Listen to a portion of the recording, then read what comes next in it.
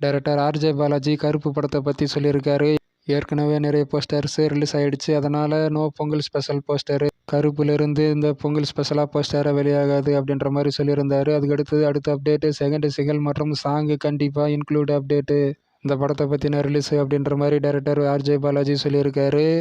சர்தார் 2 பொங்கல் ஸ்பெஷலாக போஸ்டராக வெளியிட்டிருக்காங்க. அந்த வருஷம் தேட்டர்ஸில் ரிலீஸ் ஆகும் அந்த படம்.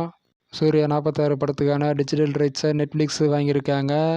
ரவி மோகனுடைய ப்ரோ கோடு படத்துக்கான டிஜிட்டல் ரைட்ஸை நெட்ஃப்ளிக்ஸ் வாங்கியிருக்காங்க.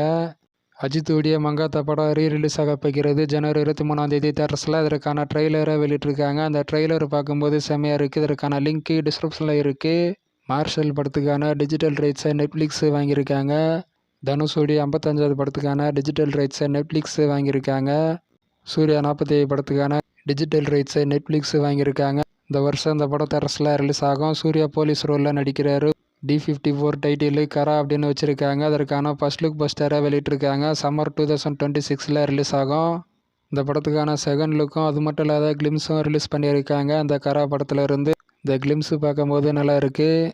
யோகி பாபு ரவி மோகனுடைய அன் ஆர்டினரி மேன் இதற்கான டிஜிட்டல் ரைட்ஸை நெட்ஃப்ளிக்ஸ் வாங்கியிருக்காங்க.